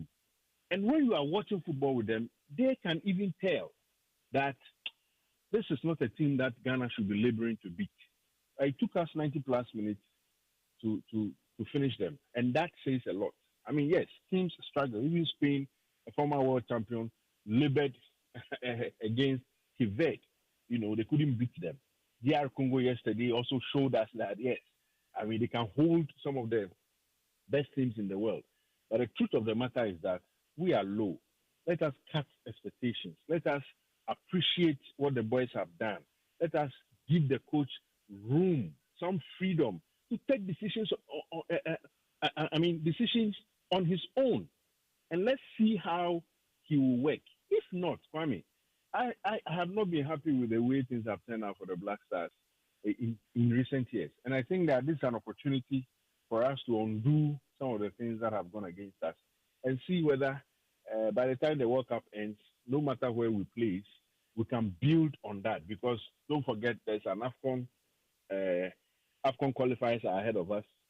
We will need some level of consistency to take on opponents and make sure we qualify for the next AFCON, because the last one we couldn't make it. And it's not because we met any difficult opponents. We met opponents that some of the teams we have known would dismiss them easily. I watched Ghana against Sudan in Accra, and throughout the game, I couldn't sit. But this is Sudan. So what will you do if you meet Morocco? So Carlos Cruz can change things, but it is dependent on how he's managed. Talk of that change. Now that we've gotten the first game out of the way and we've gotten 3 points on the board, how should we approach the England game? We should be as confident as possible. I mean, football is funny. Much as I have said so much about our so-called weaknesses, I mean, football defies logic sometimes. And so we should believe that we can do it and put our best men forward. Look, yesterday's game is evidence of those who can deliver. I don't want to go into pinpointing some players to make them look bad in the minds of our listeners. But I'm saying that everyone who watched the game has evidence of who deserves to start and who deserves to be on the bench. Let's not be like one of our coaches who said he was waiting for someone to be tired before he brings in his best players. You will be beaten before you bring on those players. So let's go in with the best as we know it and be confident. Jerome, are you suggesting that we didn't go with our best? Well, I think that it may have been the best, but Kwame, you know very well that when the game starts, things unfold. And yes. As things unfold, you see how, I mean, you see, I am struggling not to mention names, but Kwame, come to think of it, how can you convince me that Jordan Opoku, Jordan Ayew should be a starter? I mean, based on what we saw yesterday, you maybe that's a one-off game, to be fair. Yeah, a one-off game, but Kwame, that one-off game has taught us lessons.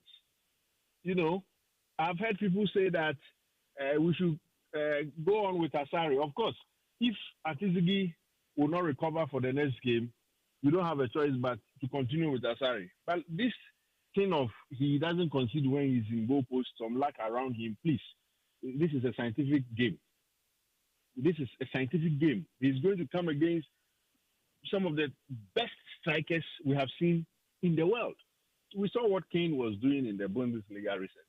Let us be scientific a little and analyze players based on performance and not on some mystical or some abstract things we can't place a finger on. So my approach is get the boys to be confident. Let them believe they can do it. And then place players where you think they can deliver. And yesterday's game is a clear indication of who should be doing what for us. And I'm hoping that if these things will be done, we might not necessarily beat England, but it's a game, and I'm open for anything that happens. What will be your best bet on that?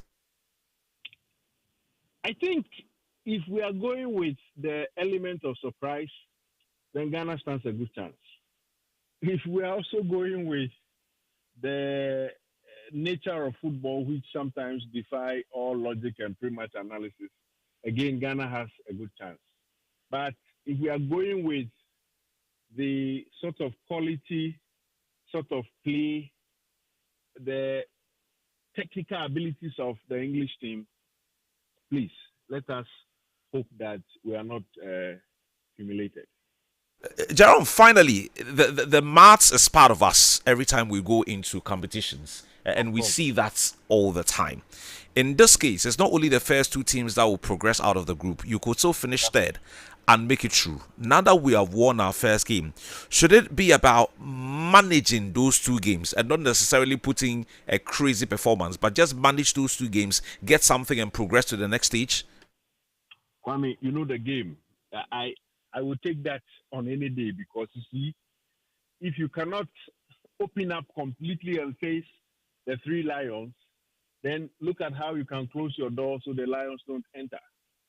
But the question will also be, would you be strong enough to contain the sort of aggression and pressure the lions will put on you? You know, I think we all agree that our coach is a defensive-minded coach. He's able to better organize his team defensively, but it's also about the quality of defenders you have. So I agree with you completely. If the coach can analyze and see the numbers and see how we can, I mean, if we get 2 draws out of the 2 games left, we'll qualify. Even a point, we can qualify. So maybe that should be the focus. So we don't lose everything. You know, it will be better to get a draw and progress than to attempt to be who you are not and get humiliated and get out of the competition. Because maybe if we are running with assumptions, Croatia are going to beat Panama. And that will mean that we must get at least a point against England. And once we do that, the two of us will be safe, at least for before the third game. So your analysis is right. Manage and see if you can get a point or two from the remaining matches. And it is possible that we can progress as one of the best third place teams. Okay. The game against England is a couple of days away. We'll build up to it and then we'll see what happens. Jerome, thank you for your time this morning. It is football. Let us see what will happen. We'll see what happens. Jerome Autry is a sports journalist himself, and he does a lot of other things. He's a lecturer as well, sharing his insights with us on this. The only person that appeared to believe that we could possibly surprise and putting a certain kind of performance was Kiuji. I've got a message in there that says that you give I think it's a she. You gave her a lot of vim going into the game because you seem to be fairly sure that some manna could fall from heaven, and that's exactly what happened. We may have won, but there's no doubt that there are still a fair bit of concerns with that team, KOJ. Of course, yes. Yesterday, last week, somewhere this week or last week, I made mention that Jordan is off for me. If I happen to be the coach, there's no way I would even give Jordan a call up. Because why is he a golfer? I'm saying there's no way. Why? Give Why? Jordan a call up. Why? One, he's not fit for me. He doesn't. That's the bitter truth. He doesn't deserve to be in the Black Stars with his current form. Looking at the quality of players who are coming into the World Cup. Who is there that comes in to do a better job in whatever role he's been given in this team at the moment? Yesterday, the flair, the tenacity, the composure, the strength that I saw in someone like Brandon Asante, right? We've not seen him in a 90-minute situation in the Black Stars. It's not a given that when he starts games, he'll be as effective as... When you see a good player, when you see somebody who is hungry to deliver, you see. Jordan, like in the morning you said, that has been a style. He cannot change. So if he cannot change, we have to change him. I'm sure coaches have tried to make him change from that his attitude of relaxing to, I don't know. He's always interested in playing free kicks. I don't know that. If that's what he's tried out at training and that's what the coach wants him to do. But as a striker, if you go beyond free kick, you should be able to shoot from afar. He doesn't score a lot of goals. Because he doesn't have that strength, that capacity to score goals. Where will he position Jordan? Even with his what people often call prime Jordan days. Where will he put him? Striker? He's not. That's a conundrum with Jordan. He's not. Position him for me as a top striker, but he's not because he doesn't guarantee you goals. I mean, all through his career, he doesn't guarantee goals. This season, for example, for Leicester, in almost 40 matches, he scored 6 goals. In fact, he's been released. He's even been released. At this point, he's clubless. He doesn't even have a club. Where he has, whether he has played at Villa, whether he has played at Swansea, whether he's played at Leicester, anywhere else he's played, he doesn't guarantee goals. Or whether he's played for the Black Stars, and he's played over 100 matches now for Ghana. I'm sure he's not scored more than 25 goals. I'll check. He doesn't guarantee you goals. So you're probably playing him in a hole, as in this modern day setup of a number 10 or the old fashioned number 8. or because he's a workaholic, you would probably want to put him on the wings. But now he's 33 going to 34, so he probably wouldn't guarantee you enough pace on the wings either.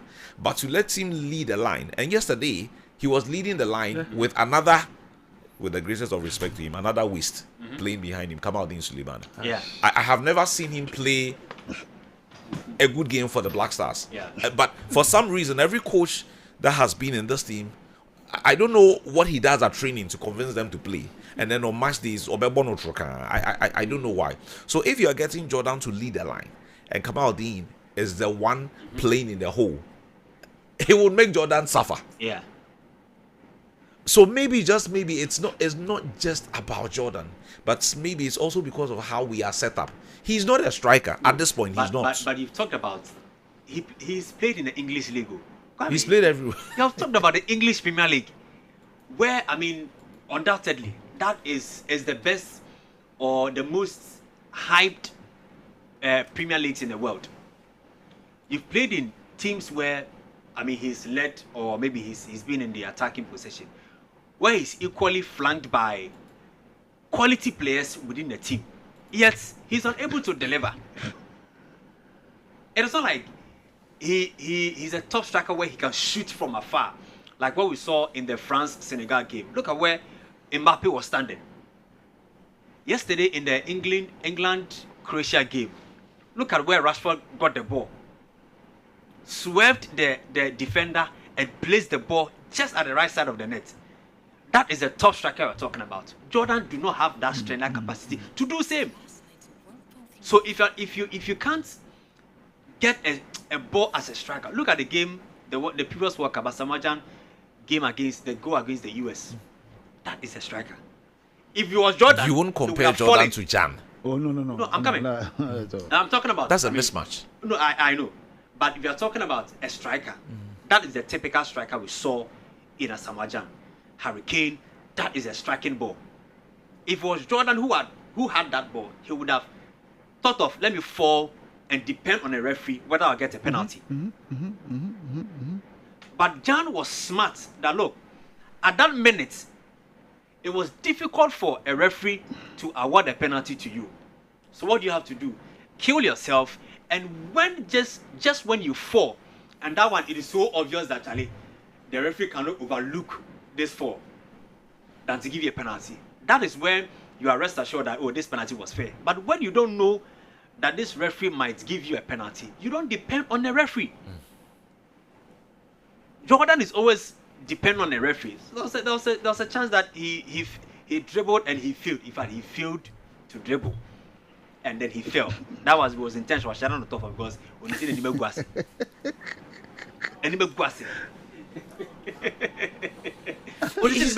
he's a captain of our team. He's a leader of our team. There are times we need to bench captains.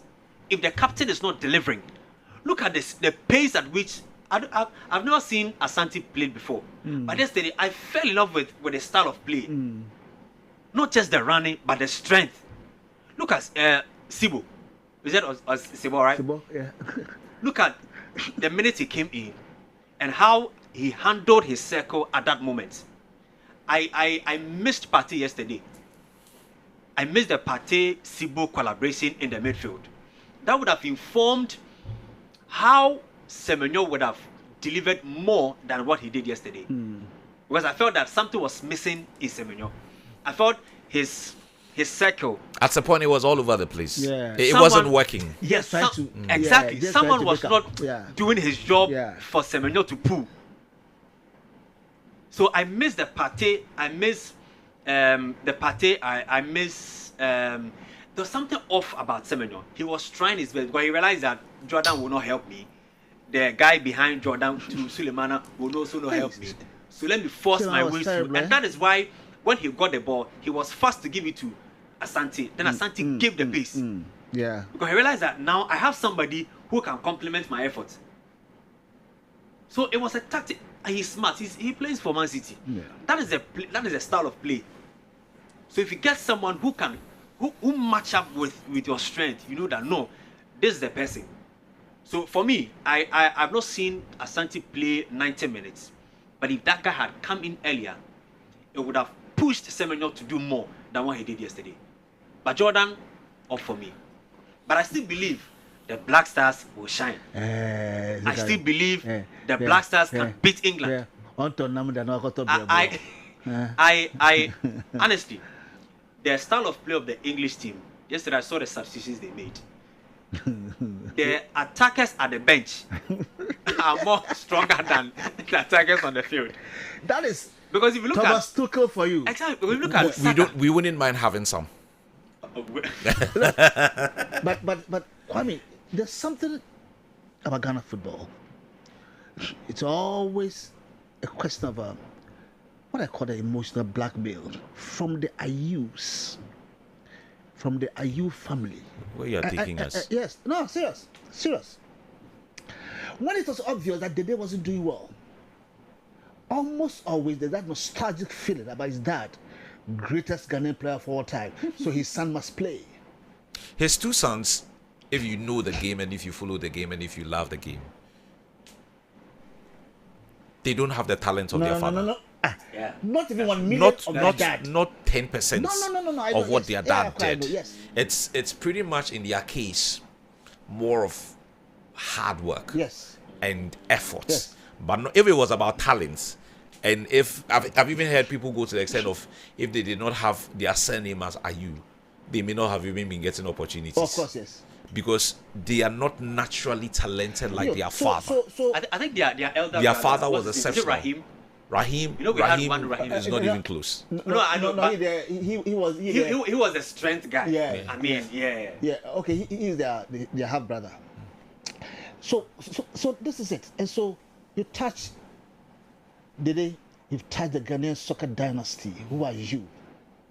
You find your uncle, Shola Ayu, going on the air, castigating almost everybody. So oftentimes, even the handlers of the team are cowed. Say, hey, Charlie, so you leave that to the coach? Yes, but you see this. I leave that to the coach, but I still influence from the top. Even in the recent times, people are still calling for the disinclusion. Yes. I said, what are you talking about? Cody, if you had lived in the era of Mohamed Polo, Abdul Razak, I tell you, Polo, I wonder if except that he was a bit slow, but Polo and Messi, I tell you, there's no difference. I've heard that before. I've heard that before. Yeah, no, serious. I growing up, I watched Polo. Jesus Christ. There was one occasion, Polo stretched his leg. Say, or trip player. No. You want to say he has brought the ball back, and the player was just running scatter. Abdul Razak with his one touch. Razak was the first foreign player to have won the best player in Egypt when he was playing for Arab contractors. Nobody had done it before. There's another one called Emmanuel Kwashi. I know Emmanuel Kwashi. This were all. He played for Zamalek. Yeah. Jesus Christ. What are you talking about? These people, like rightly said, but for their dad and they would have and yes, like you said, what annoyed me most was that he'll be just hostile with the ball, he falls and he's looking at the referee. What is that? We are playing 10 against 11. No, and I don't care what anybody says because I've watched soccer before. I've followed Ghana soccer before in the 70s to today. But for this exodus of and then how world soccer has now become like a global village, there is no way any of these boys could play for Hartlepool Kotoko. No way. I don't know whether you live to see. That was then. Of course. Yeah. Times have changed. No, but even times have changed. I swear. Even now, locally, some of the boys are better than Jordan now. I'm telling you today. That's yes, the league is not good, but the individual players. Some of them have earned the right. The league system is not good, but the players are good. Who was it from? Not from. Right to Dream. Right to Dream. They went to North. Oh, he's a Right to Dream. Yeah, boy, yes. They all played here. Not that we were born there. So what are you talking about? Yesterday it was a liability. And let's face it. You don't buy the talk that he brings in experience. He doesn't make anything. He's played 121 times for Ghana. He scored 34 goals. And they're there. He brings in experience. They won any cup for us? No. So let's stop it. When their time is due for them to go, they should go. Let's build a team. I agree. Because So the if you coach will decide whether to look, call him or Kwame, not. if you look at the English team, when they were making the collapse, they dropped Fifode. Yes. I was like, hey, Man City striker. I even way back, Chelsea boy in France. Cole Palmer. Cole Palmer. They dropped Cole Palmer. Masa. So in my head, I'm like, is Ghana seeing the tactical selection of the coach? Those are managers with guts. Look, bro. So why can't we have him? Look, let me tell you one thing. Because it takes guts of a manager Because to deliver here- on That is the why field of the play. English FA has gone for a German coach. Look, Tuchel will not give you finesse. Result. We are going to be resilient. Result. Because That's all. I'm tempted to believe that there's no interference from the top. You can't. That is the reason why You the can't coach really do that. has that right Yes. to call up any player. Over there, I don't know how you do it. Because I see The manager will walk away. The exactly media to will just interfere. Fantastic. make noise like they usually do. That's all. because you drop Kopama, who is a sharp striker, who works around the wings. Yes. You drop Foden. Foden, top striker with Man City, Ah, gosh. and you want to bring. Maybe you think that Rashford is better than Charlie. It takes tactical mind Yeah. to select a player. In our case, why can't our coaches have the guts we are talking about to say, I am dropping Jordan? You don't fit my style of play. To hell with your 34 goals or whatever. Sit. Could it also be that because he's not the only player on the pitch, he's not also complemented properly? He doesn't get maybe the kind of support or service that he needs to make him a better player. All the times that we've played, he's never, so only for that player alone, he's never had a better complement. Ever since He joined scored the some Black Stars. important goals for us. Oh, No two ways about that. you can score important goals, but when you are caught up with a particular unfortunate time, you just have to let it go. Jordan, we appreciate you, just like we did to Asamajan. He's not retired. Later he became a captain general. For the first time I hear captain general, what a position! General captain also. General captain. Because we're trying to sneak somebody into the system and put him out. What stops us from fairly? Look, you've done your part. Is that to the coach? That's what I'm saying. When we You can feel choose that- not to call him. When you feel that a player is not up to standard again, oh Asamajan, thank you for your service. I think it's about time we let you go. Fairly, you don't call the player. Jordan, we think it's about time. Speed down, Krano kon untimi kobi. Chain, your koba. For fruit, just like Asamajan is part of the team. You bring your experience to shape the team, but not on the field of play. He hasn't said he's retiring.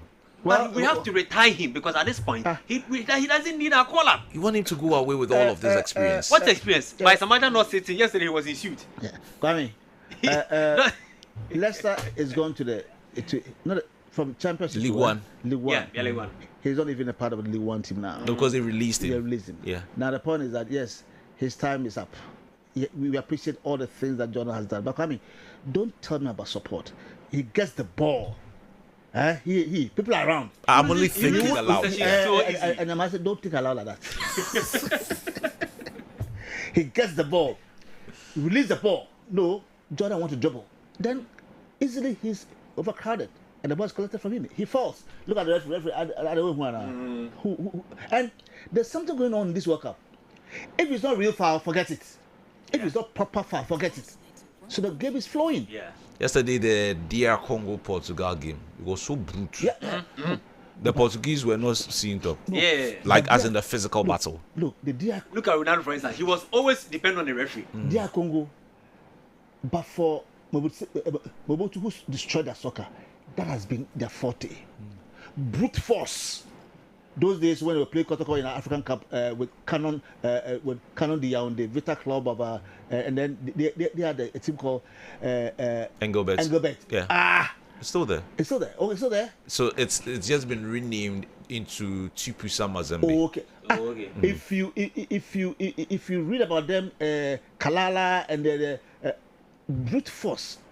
You know they were the first Black African country to qualify for the World Cup. 74 it Yes. was. So that is their strength. So nobody should underrate that. And even you saw their people born outside. One Bissaka and others hard. So by nature they're hard. You see, Lukaku and others. You know, these are traditionally what do you call it? By ancestral. You have an ancestral link, and then the man himself. compagnon, Vincent Company. Yes, you see how it is? Yes, so for them, as for strength, this is who they are. Back to Ghana. So you don't allow unnecessary tackles on you. And that's what he's been doing for the last 10 years that I've known him in the Black Stars. Yes. It's like you guys are suggesting that he offers nothing. Not now, for real. Yeah, Not now. Look, nobody is deliberately down, like running him down. No, he has done and paid his dues. Okay, no matter the situation. But I'm saying now he's so irrelevant to the team. So irrelevant. He's with a team in the States and Canada. So it's up to the coach now to decide, going into the game against England, how he would approach that game and who he would play. Yeah. We have seen our team against Panama. We have 4 or 5 days to prepare for the game against England. Is it 23rd? Oh. 23rd, yes. Okay. On the back of what you saw yesterday and what you, because the English played just before us. Right. Who would you want to be played and why? Seriously, I still agree to the coach's tactics. So then Jordan plays. But with the little variation. No, with a little variation. But the issue is that if he stick to exactly what he gave us, my fear is when the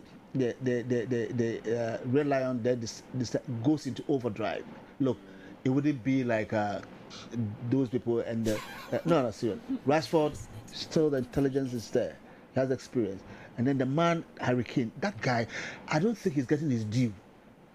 Just like Oponria is not getting his due in the world. He makes goal scoring look so easy. And people are not talking, we're always talking about... Because he's not won anything with England. That's his problem. We're always talking about Lewandowski. Look, Hurricane is something else.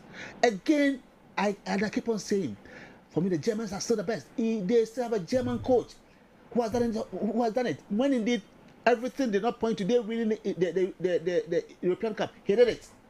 That mentality alone. So that explains why it's not about populism. It's not about flowery. Foden, yes, he's okay. The young man, Cool Ice, Palmer, yes, it's okay. But no, if I won't resort, these are not the players. That is my fear with the English team.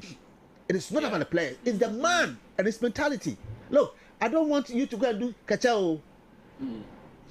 Like a guy will tell you, we'll go learn wire.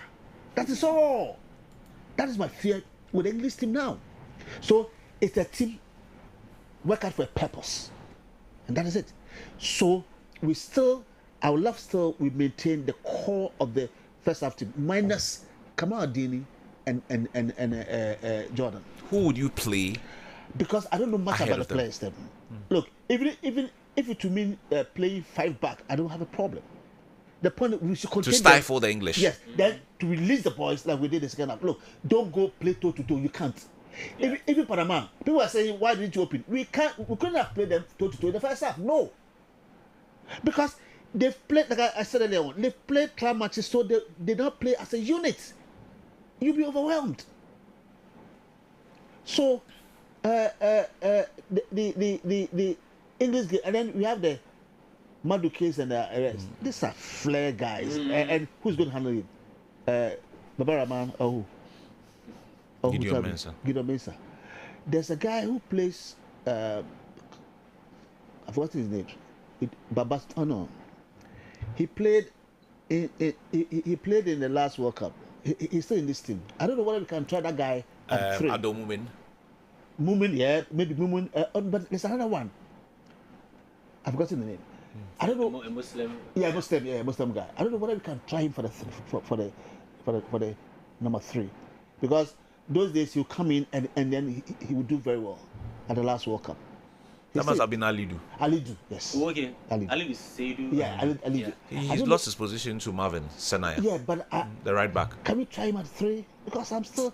Because look. The 2 cry. But he got a call up. Yeah, yes. Alidu. Yeah, he's in the team. Okay. But he's lost his position to Senaya.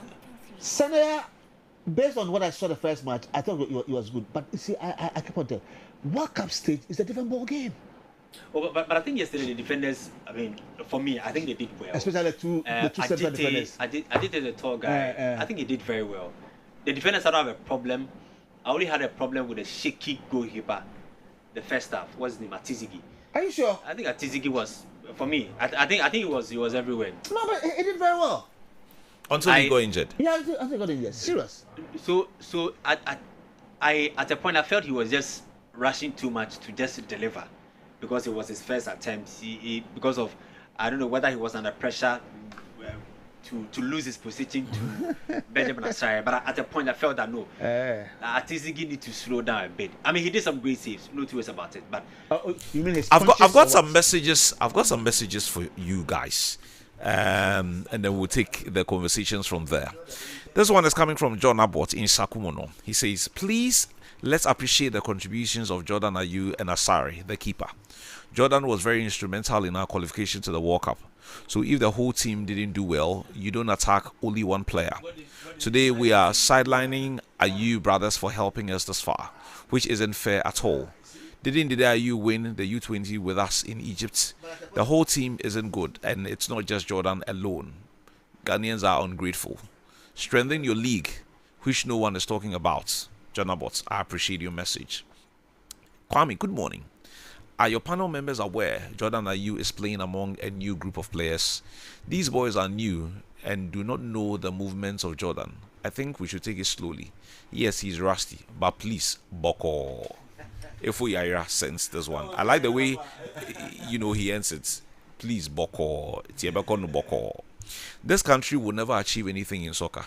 The way we run down our players as if their absence would add something to our team is nauseating.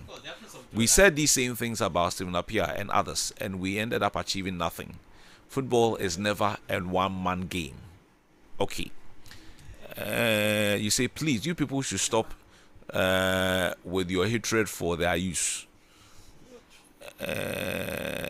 Okay, Watercow. You send this one. Your name is Watercow. You are here in Tema. You say, Kwame, what Ghanaians are saying is that Jordan. Okay. Let me. I don't really. You said Jordan handles the ball too much. He should be releasing the balls quickly. Babs, you send us one. Okay. This one says we cheated how? We cheated Panama. You say we didn't deserve to win. Jade from East Legon. Yeah, I mean at the time we scored there. But I don't know how we cheated them. Honestly, our style of play does not allow us to always sit back and take on our opponents. Football has now evolved. Teams always press you for the ball. The likes of Egypt and Morocco do this so perfectly, and we can emulate. Egypt did that perfectly against Belgium, and they nearly caused them some mess. Did you see how our opponents pressed and passed the ball nicely anytime we get the ball? It's better we go for such coaches to improve our game. We can't always get away with the 1850 style of playing football. Jonathan, you send us from Tema. Bra Kwame, is Jordan Ayew a son of Abedi? Yes, he is. And this one is coming from Chief Kofi from Manet Estates. Okay, I don't know the question. Unless you want to fire us this morning. Kwame, good morning. At Football Genius definitely knows that Ghana won by grace and not by having a better team. Edison, you send those one. Okay. Yes, KOJ is right. Atizigi was rushing. Okay, coaches are talking. Coaches Yati. Okay, I've got just about a few minutes to check out. Let me do this quick break. I'll be back shortly.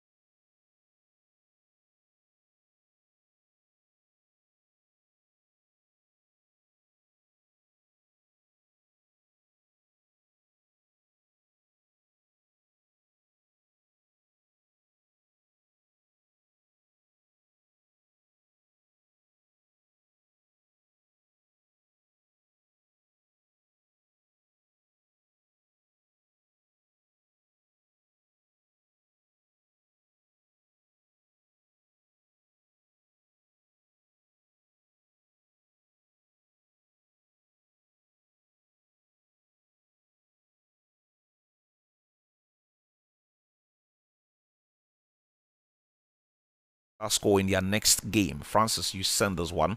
And this one says, Good morning, Class FM. I think Mr. Carlos should tell or teach our players how to play a shoot on goal. Yesterday, there was no even a single shot on goal. On the other hand, I think Jordan should also be on the bench for our next game. Okay, the coaches are talking. Thank you so much for doing the listening. We'll be here tomorrow. Good morning. Let's go!